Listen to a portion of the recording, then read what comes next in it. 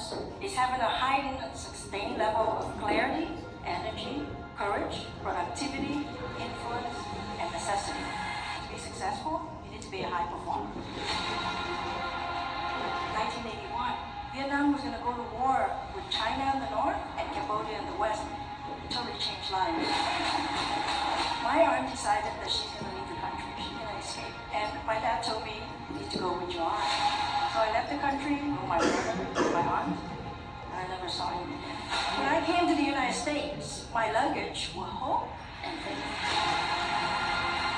My exotic location was a refugee camp in Malaysia with limited food, water, and electricity. Because of that, I was very driven. It's always been my goal to create social impact. I'm so proud of Dr. Emily LeTran. She is dynamite in a small package. Emily is an amazing woman. You want to talk about maybe some of the obstacles to overcome? She's my poster child. Yeah, she's just extraordinary on so many levels. I can't tell you how proud I am of her journey learning business. And today she's doing her dream. She's living her dream. She's extraordinary. She put together a great group of entrepreneurs that are on their journey. She is full of energy. She's full of knowledge. She's full of passion and a forever student. Dr. LeTran, thank you so much for your guidance and your love. I appreciate so much what you've done for us. I like to hear people say, hey, I'm successful, and I heard that from them. I am Emily LeTran, and this is my voice.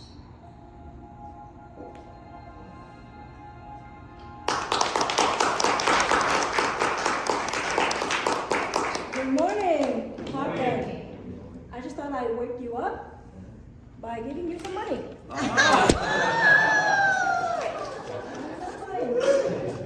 So that's why you need to go to the shop.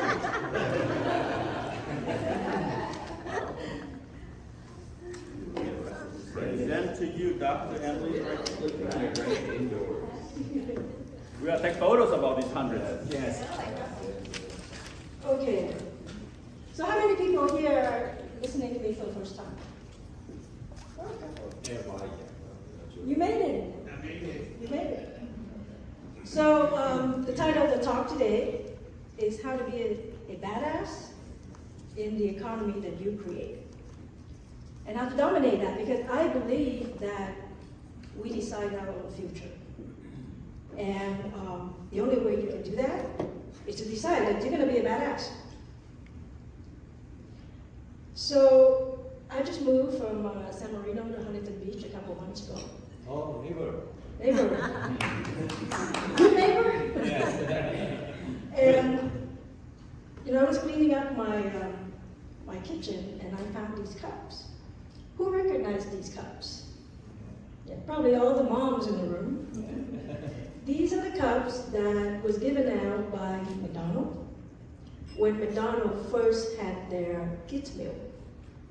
So I remember we used to go to McDonald's maybe once a month. For this particular month, I went to McDonald's every week.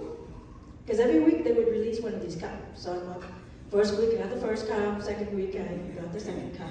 So imagine instead of spending, let's just say $5 a week, $5 for the month for the kids meal, back then I was spending $20. So they just 4x their income on me, right? So now, of course, this wasn't just the McDonald's cup. We got the kids going to Disneyland. We got the t-shirt. We went to take picture with Mickey every single time. Then we bought the picture. And now this was just last year in Hawaii. If you were closer, you can probably see my daughter wearing a shirt that says Planet Pizza. So what does that mean? That means that we're totally into Disney. We're buying a bunch of stuff that Disney has. And we are important customer to Disney. So how do they keep us? I call that, and actually I learned that from my mentor Dan Kennedy. It's called magnetic marketing. Magnetic marketing is attracting the right people to come to you. They come, they pay, they stay, and they refer. Who would like to have that? Okay. Oh, half of the room. The rest don't care. Now, in order for people to come and do business with you, they need to know who you are, why are you different. And one way to do that is to position yourself as an authority. So these are some of the publications and platforms that I have been featured on. We got things like Forbes, we got things like Yahoo Finance, and specifically for my industry, because I'm also a dentist, been a dentist for more than 30 years, I got publications that are industry specific. So what happens when people look you up and let's say you're a dentist or you're an attorney, you want people to be able to see that you're being featured in your particular industry, plus other ones, right? So to the consumer, it looks like you're omnipotent. That's the term that my friend used yesterday, and that is really, truly a term that you have to have when you want to do marketing. Besides that, what kind of brands are you associated with? And it has to be relevant. So for me, some of the brands that I'm associated with are dental industry specific brands, and some of them are women empowerment brands, because I also work with women groups. So make sure that when people look you up, they also see these brands, right? This is before they even know who you are. If they can see that you're associated with certain brands, certain organizations, that will instantly build value and trust. And remember, magnetic marketing is to attract people who would come and pay you. One of the fastest way to become an expert is to write a book. How many people in here wrote a book? 2 of us. Okay, how many people think that you should write a book? Awesome. How many people want to write a book in 30 days? All right. So come talk to me because we need to write a book in 30 days. How many of you had the book inside you for years? Right? So it's time to just execute. So now when you write a book, there are people who say, okay, I want to write a book about my life story. And I think that's wonderful. But more important than that, I think you should ask yourself, why do you want to write a book? Right? Yeah, if you want to write a memoir, great. When I was writing my first book, my kids were asking me, are you dying or something? Because you're writing a book about yourself. And I can tell you later, why I wrote that book. Actually, it came out of frustration. But for me, as a dentist, I wrote one of these books. It actually is a handbook. How to have the ultimate guide to having a beautiful smile. That is for patients, right? Those are my customers for dentistry. The other book is called No Nonsense Dentistry for Dental Peeps. That book was written for dentists. Because when I'm coaching, that is one of my niche, is to coach dentists. I coach business across the industry, but that's one of my niche. So if you have certain niches, you want to write a book for that particular niche. You can also write a book for general, but understand the reason why you write the book. Don't just write a book because you want to write a book. You can do that, but this is a business seminar, right? It's a business mastermind. So everything I talk about is business and being very intentional. Yes, write that book, tell your story, but who is it for? And why do they need to hear that story? The next thing about being positioned as an authority is to speak in public, right? And I know we had this conversation at the dinner table yesterday. People are afraid of speaking, and that's perfectly normal. When I started, my first coach, his name is David Fagan, some of you may know him, he would tell me, you need to go speak about your book. And I said, why? I'm a dentist. People listen to me much better when we're sitting by the dental chair with a needle in my hand. But if I have a reason why I want to speak, I want people to know my story, I want to help people take action, it's much more effective if I'm in front of the room. Yes? It's going to be much more effective for you to be in front of the room, in front of a group. It could be a group of 10, it could be a group of several hundred. It's just much more effective when you do speak one to many. And so, take the training. I've taken a lot of trainings. And right now, I'm also helping people, learn how to speak publicly. Why? Because again, if you want to advance your career, if you want to be that person that would attract people to come and see you, you just got to be different than the next person, the next realtor agent, the next dentist, the next attorney, whatever the next entrepreneur are that you think who are in competition with you. So you can speak internationally. This is me in Dubai at a dental conference. You can speak virtually. You actually don't need to go anywhere, right? You can just be on a virtual platform. And again, this is about speaking one to many. And I'm not talking about doing a Facebook Live, because we all should do a Facebook Live. That's a little bit informal. You want to be formal, you get onto those virtual summits. And that's one of the things I do, is connecting my clients to these kind of virtual summits. You can be on there, and over the course of, I think this particular one, over the course of 4 days, there are 30,000 visitors to this summit. Doesn't mean 30,000 listen to you, but you have a potential of being exposed to 30,000. And you know what? If you're not on stages yet, just make up your own stage. Do your own event. You could do a lunch and learn. You could do an evening talk session. Explain to people what you do, whatever your product is, and invite them to talk to you. And when they talk to you, that's when they find out more about you, and then they can start doing business with you. Who think that they could do any of those three? Okay, you're laughing. Why? What? Because I have plenty that I want to do, not just, I don't know where to accomplish it yet. Okay. So everybody have plenty that we want to do, right? The key thing is to decide to do at least one thing and talk to somebody who has already done it, right? So you can come talk to me, you can talk to Joe. Joe obviously put on this event. So he knows how to put on events. He knows how to gather people around. Talk to somebody who have already done it instead of trying to figure it out yourself, and then you're usually the one that's stopping yourself. Get to know some of the influencers. So the picture on your left is the president of the American Dental Association. I met her several times. We have conversation. I have her cell phone number. For what? Well, bragging right. I know the president of the American Dental Association. John Wong, who visited last night, I actually invited him to come and speak at my event. It's a business growth event. I invited him to come.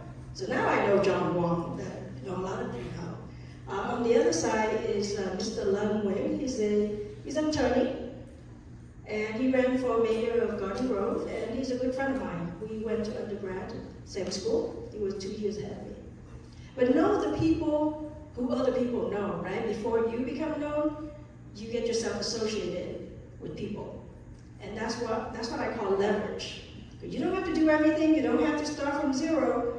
You leverage other people to gain traction. So I went from speaking, being a coach and a consultant in different businesses, and I already told you I'm a dentist. I also do investing.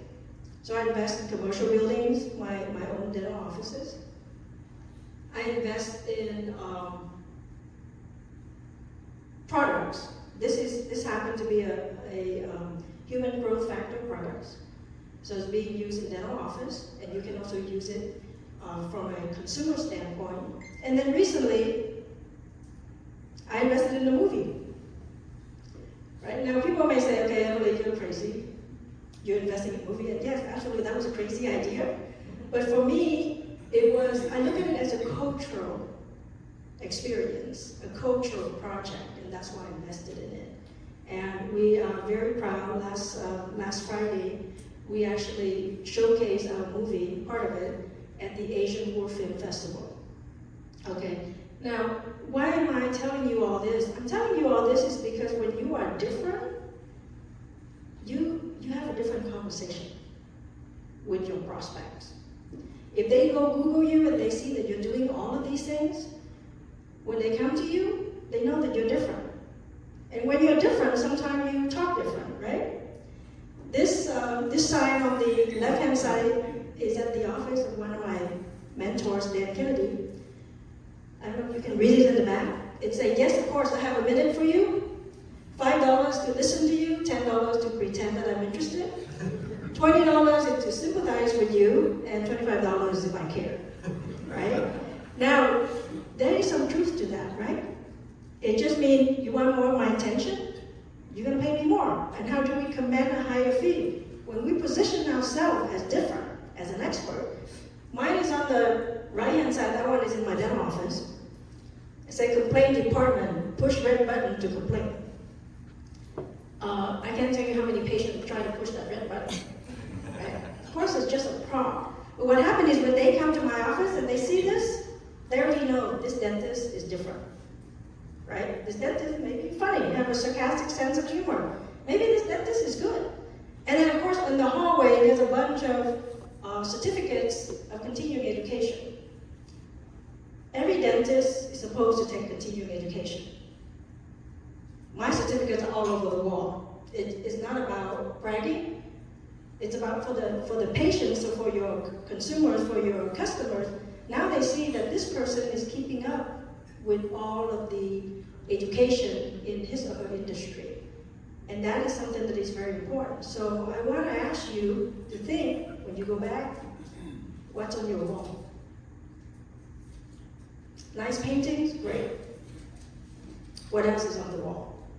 What else is communicating to the people that you're talking to that you're an expert, that you're an authority, that you're different? Because I know that success consists of all that: hard work, persistence, late night rejections. That's a little sign that I just gifted Mr. Bin, right? The success nutrition facts. Give everything 100%. We talk about this presentation being a badass, right? Well, don't have ass stuff. Give it 100%. You cannot give 100% if you're doing 10 things. But you can do 100% one thing. And then 100% the next thing. And I know it's easy for me to be up here and say, oh yeah, go do this, go write a book, go speak. All of us have that fear of failure in ourselves. And a lot of things that we do, it may not really work out. And it's okay. Because you need to look at that as a lesson. Imagine if you have a kid and the kid is trying to learn how to walk, right? And the kid is stumbling the first few steps and never got up again because, hey, this walking thing's not for me. But that's what a lot of us do. Maybe we try public speaking and we say, oh, nobody's really interested. People are falling asleep on me. I don't think I'm going to do public speaking anymore. Or you may be speaking to the wrong crowd. Or you may be having the wrong message. It's a good message, but it's the wrong message to that crowd.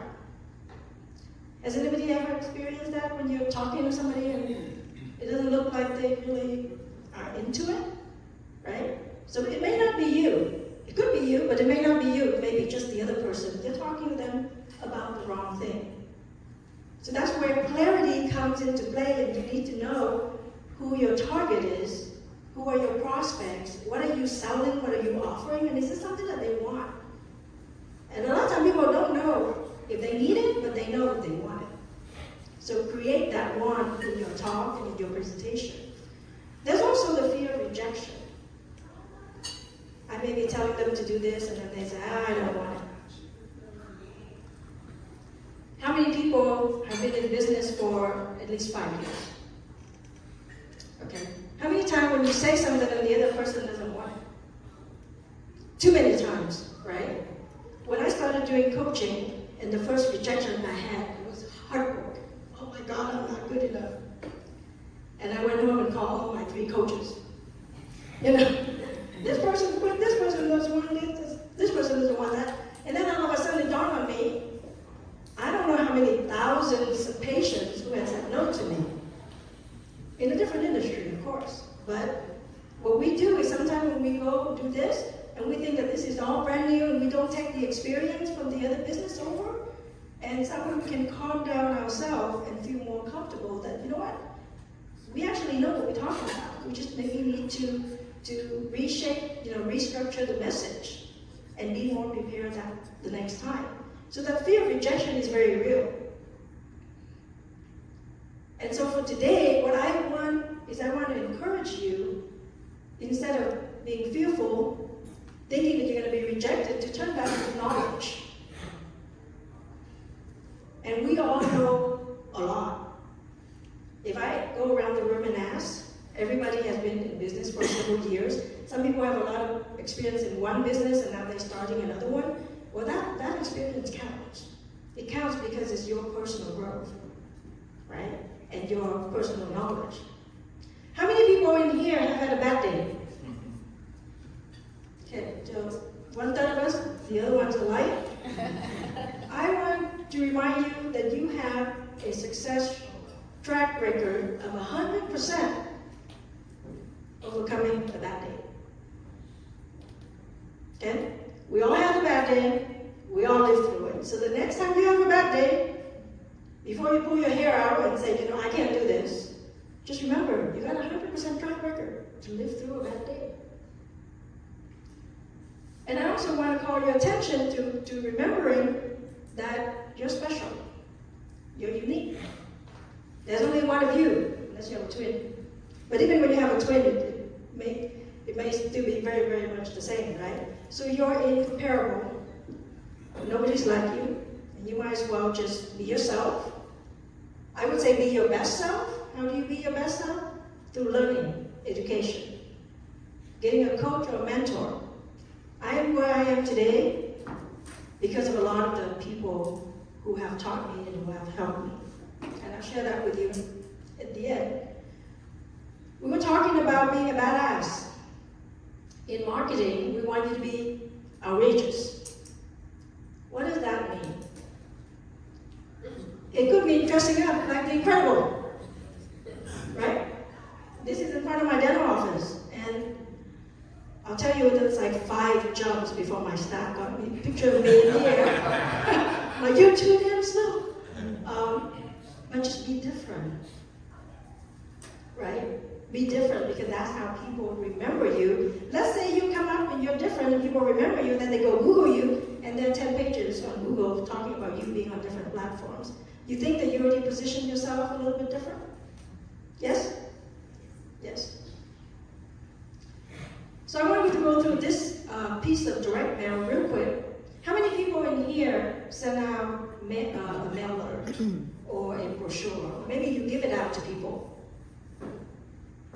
A couple of people? Okay. So I just want to give an example of a little mailer that I sent out. And I want you to look at it. Forget that it says patient. If it's patient, it's customer. Okay. Just replace it with whichever you call your prospect. So there's a special, and this is for new move-ins, people who have just moved into the neighborhood, if they want my service. Right below that, if you could read it, it says featured in, and it got all of the platforms. Well, not all of them. A couple of the platforms for the dental office have been featured in. Right below that, everything just right here, there's already a testimonial. Okay? On the other side, the 3 top questions in red, the objections. You cost too much. You're not sure to buy a house. That kind of thing, right? What are the objections? What are people are afraid of pulling that trigger? I'm addressing that right there. This is a dental office mailer. There's no picture of a beautiful smile on here. There's no model picture on here. It's a cartoon. You probably look at the cartoon, because if you see you just move in and you see all of those postcards with a beautiful smile, you already know, oh, this is an ad. This is an ad. Wait a minute, this is a cartoon. Let me see what she said. Okay? How many people send out beautiful flyers or mailers? A lot of pictures, beautiful pictures. You do, sir, right? Well, this is the ugly one. This is the back side of this mailer. Again, they talk about the offer, but here, I'm addressing all of the objections. You don't have dental insurance. This is what we do. You're worried about coming to the dentist. This is what we do. And then over here, I have that offer. A complete 7-point oral health exam. Who knows what that is? Anybody? Okay, me neither. But it sounds really good, right? And actually what it is I break down what I do at my exam, and I number them. I'm checking your teeth, that's number 1. I'm checking your gum, that's number 2. I'm checking your tongue, that's number 3. I'm checking for oral cancer, that's number 4. So by the time I list everything I check, there's 7 things, minimum. So I just made it up. It's a 7-point oral health exam. If you get another flyer from another dentist and it doesn't have a 7-point oral health exam, you probably say, hey, maybe that one will give me more value. So what is it that you offer to your client that you can present as a package that makes you different? So think about that. How do you entertain or make it fun for people to stay as your customer? And Joe, last night he did karaoke, right? I mean, I don't know how many mastermind have karaoke. The ones that I go to, they don't have karaoke. Now, I always complain about Top-End Mastermind because there's too much food, right? And he said, you have to eat breakfast. And I said, I don't want to eat breakfast. No, you have to eat breakfast, right? So there's breakfast, and there's lunch, and there's dinner, and then karaoke. This is how he keeps it, we can say entertaining, but this is how he keeps us attracted to him, right? To his brand, to his event. So what do you do to attract the people who have already expressed some kind of interest and maybe working with you? Or if they're already working with you, how do they stay as your customer? If you're selling a house, and if you think that by the time you finish selling that house, you're done, I would argue with that, right? Because that person have a father, a mother, cousin, friends, sometimes their kids grow up, and now the kids buy something. I'm buying my, over the years, I'm buying my 7th dental practice, and I'm talking to the broker who sold me the dental practice or sold my other dental practice 12 years ago.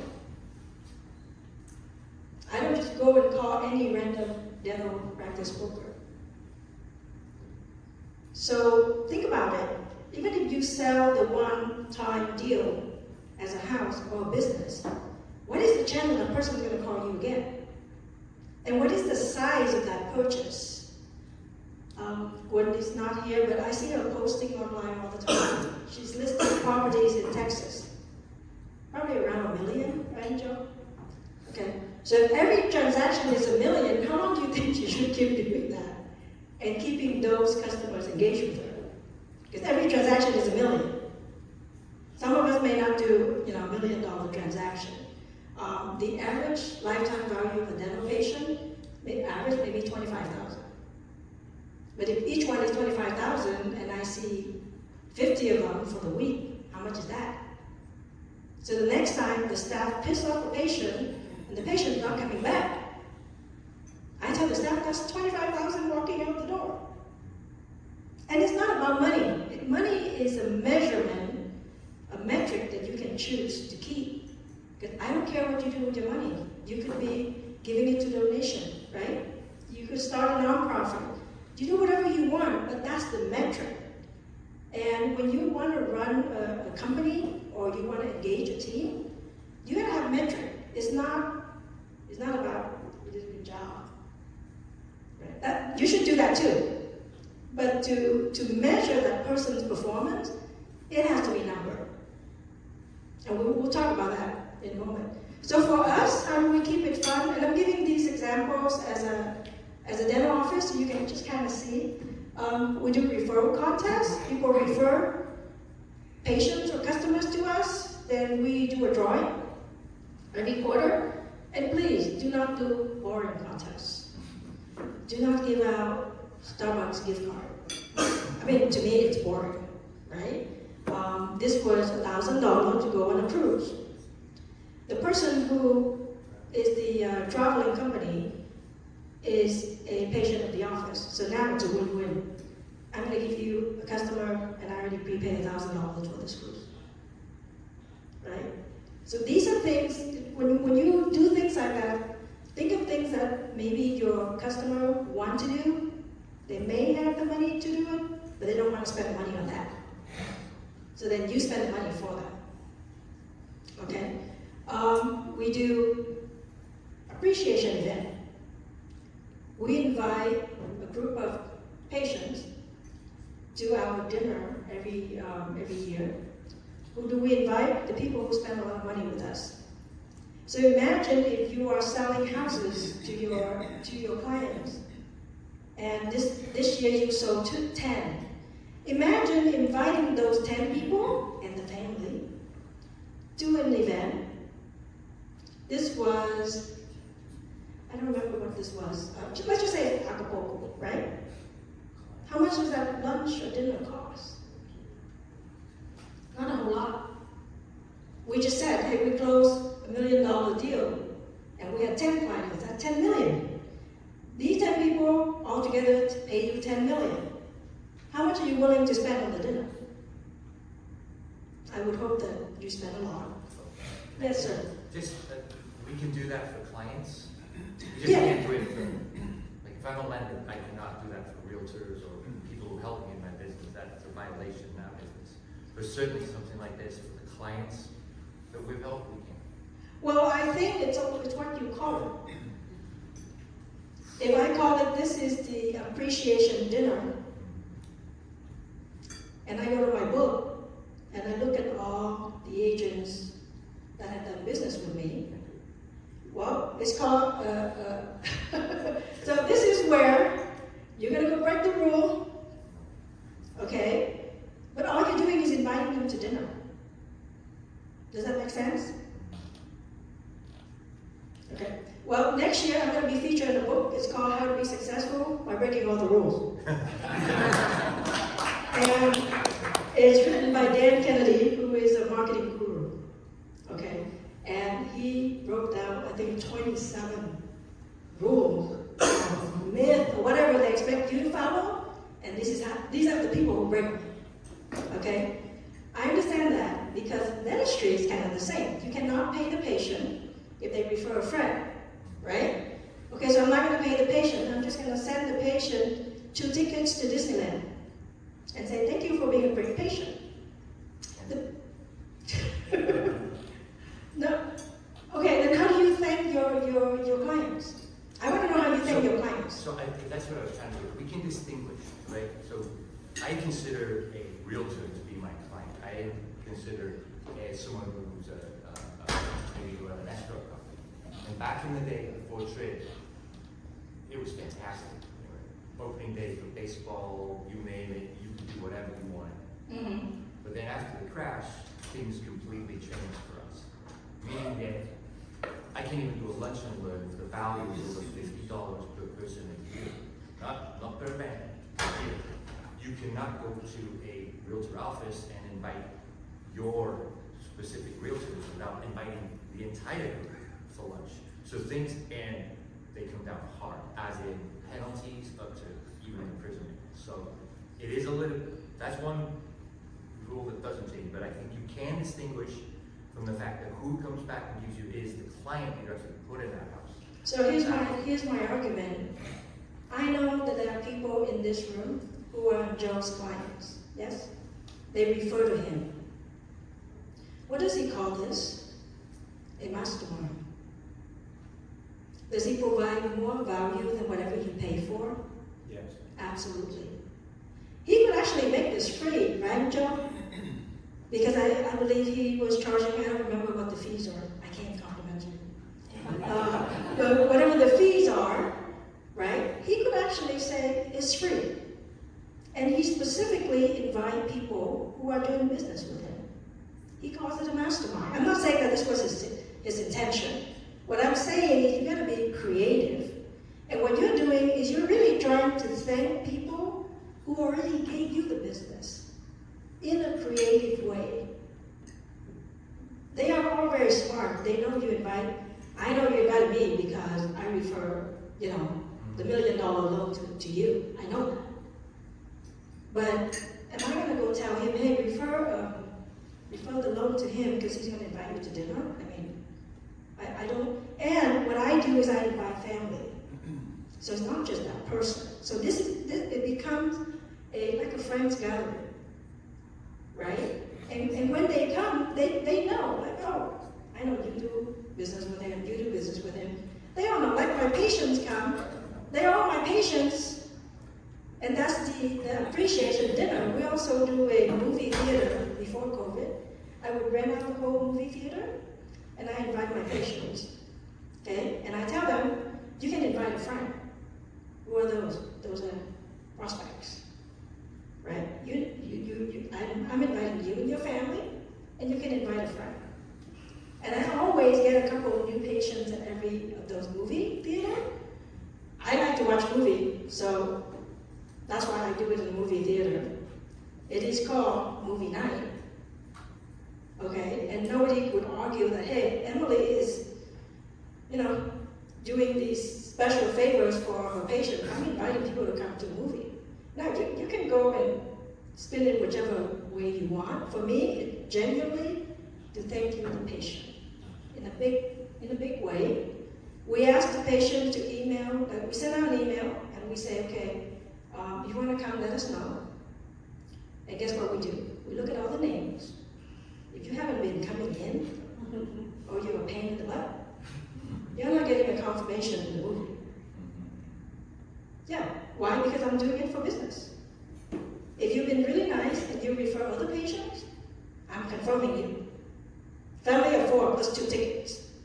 But these are internal things. My whole point is this. People are going out saying, I need more leads. I need more people.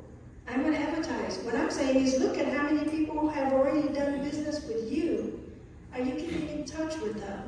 Are you inviting them to lunch?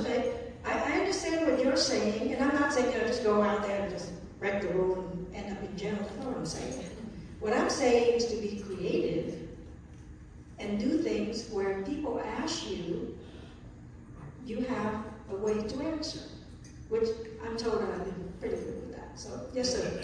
Yeah, no, that's what I was saying. I understand what Lisa's saying. I'm also in the finance area as well. And there's a specific line of verbiage specific to the finance, particularly the mortgage, that has to do with anything value. So it doesn't matter if it's money, if it's tickets, if it's dinner, or whatnot. But to your point, there is a way to work around that. Yeah. As long as there's exchange. Yes, so let's just say, you say, I'm putting on a seminar, okay, about how to remodel your house. I'm just making this up, right? From your standpoint. Because you're doing lending, so how to remodel your house is related, but it's not what you do, right? And let's just say we invite him, let's say he's the one, the special... Well, I'm not so sure about him, but... Right, no. Let's say he knows how, let's say he's the speaker. Right. So now you're inviting all the agents to come and learn about how to remodel the house. Right. Why? Because if you know, then you can tell your customers that you sell a house to, Precisely. this is how you can remodel your house. Right. Now he may get some leads about remodeling the house. Right.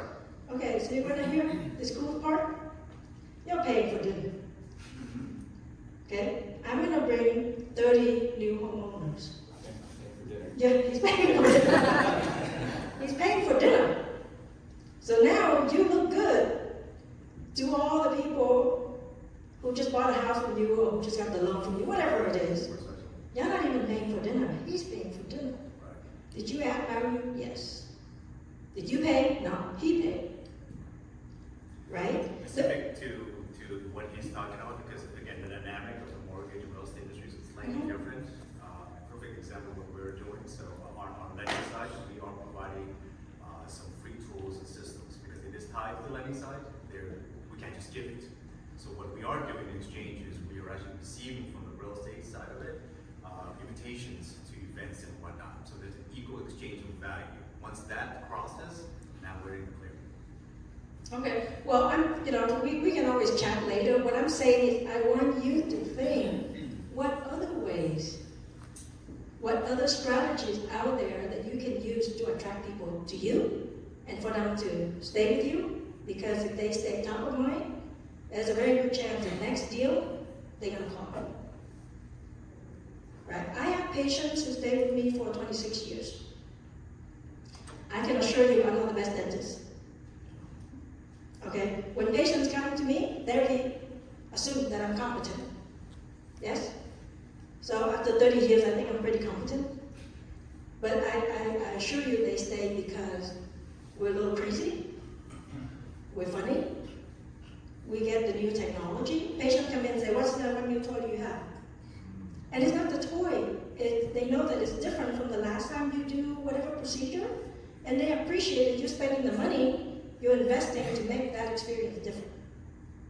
So that's what all I want to do is to open your mind to, what else can I do? With the 30 people and now 2,000 people that I've helped with in the past, even if you're starting and you only have 30 people, how do I maximize these 30 people to grow my business? Does that make sense? Yeah? Who's going to go back and try to invite people to lunch and break the rule? Well, if you're going to break the rule and grow your business, I don't know. I'm gonna go grow my business first. So this couple, I just sold my business in Monrovia because I moved down here to Huntington Beach, and I brought them in and I said, hey, I want a short testimonial from you because I know that 3 generations of you guys here, right? It's you, your daughter, and your grandkid. So I go, okay, go. I got my iPhone, and she goes, there are 4 generations of us here in this office. My dad, myself, etc., etc. Right? The next time somebody are trying to compare you to somebody else, these are the things that I can brag about. And unless you have 4 generations of customer with you, you don't have an argument with me. Right? So let's say somebody like Gordon, if somebody wanted to compare her to somebody else, and she say, I closed 10 million a month. I don't know how much she closed. I'm just saying, like I closed 10 million deal a month. Who else is gonna compete with her on that? I mean, I don't know if that's very common. I'm pretty sure that's not common. That'd be spectacular, by the way. But I think she does that. I think she closed several houses a month. At least I'm stalking her on Facebook, right? So that's how she should brag about herself. That's how she should position herself, right? You want your team to brag about you? Be nice to them. Take them on trips. You go study. Take them with you. Spend the money. These are some of the metrics that I mentioned earlier. These are the numbers that you want to look at and make sure that you know, and you make sure that your team knows, and how to maximize this. On here, you see the number of referrals. That's what we were just talking about. What is the average value of a new customer, right? If you're going to sell a house in LA downtown, or you choose to sell luxury property, yeah, those are all different. So that's how you increase the number. Sometimes you have to change your target market in order to achieve that. I put this slide in just for fun. It's from a manual from my coach. It said the 7 habits of highly successful people. 1 is make money. 2, make more money. 3, make lots more money. 4, make even more money. It's a joke, but if it's a metric, this is what you're looking at, okay? You can scan this QR code. What it is it has a page that I share of the business strategies that I use to grow my business for the past 30 years. And when you look at it, you're going to say, hey, there's nothing new here. Yes, but are you doing it every day? And do you have customers who stay with you for 26 years? Because that's how I got there. Get somebody to mentor you, to coach you, to help you. Get in a tribe. This is a tribe. I did hear it announced several times that you come in and you can't get out. right? This is the kind of tribe that you want to be in. People who got your back. I'm expecting a laugh on that. And why are you doing all this? Who are you fighting for? Who's important to you? So in my case, this is one of my 3 kids, my daughter. She just graduated from dental school from UCLA 30 years after her mom, same school. And still learn nothing about business, but that's another story. So that's us in Royce Hall, and that's our new practice. Where's that? Huh? Where's that? Royce Hall, UCLA. No, the. Oh, the practice? The Huntington Beach. yeah, Seabreeze is in Huntington Beach. Where? Warner and Springdale. It's in a 24-hour fitness. Yeah. These are my current mentors. I stand on the shoulders of giants. Dan Kennedy is a marketing guru. Brendan Bouchard is a high-performance coach. And I'm very honored. I actually dragged my daughter to go listen to Dan Kennedy. So when I tell you about training your team, training the people that will help make a difference in your life, I do it myself. I have a special program. I have a form there. It's a questionnaire you can fill out to see if maybe we're a good fit, that we should talk to each other. And you watched that video about how I came to this country as a refugee. I'm one of those lucky ones who ended up in the middle of the ocean. Actually made it to the refugee camp. When I moved recently, I found this certificate of achievement. It came from the Pulau Ridau refugee camp. It's signed August the 4th, 1981. And I excelled in beginning to less than 40 of ESL. So I thought I'd share that with you. Because we all have those journeys. We all try to learn. When I first came here, I tried to learn English. And translating everything from English to Vietnamese so I could understand what was being taught to me. Some of you older people in the room, you probably know what this is. That's the biggest English-Vietnamese dictionary you could find. Then I graduated from dental school. And so I know, because I do all of these things, that I can help you. So have a conversation. We can chat about it. How many people here have heard of the expression that you are the average of the 5 people that you hang out with? Yeah, a couple of people? I can assure you that it doesn't work with height. Because I've been trying. I think I need to take a picture with you. So I go to a room and I usually go, who's the tallest person? I need to take a picture with that person. But you can leverage. You can stand on a bench. Right? You can stand on a Jeep. You can do everything you want to get to that level, and you don't have to figure out everything yourself. So thank you very much, Joe and Teresa, for inviting me. I wish you the best success, and may the floss be with you.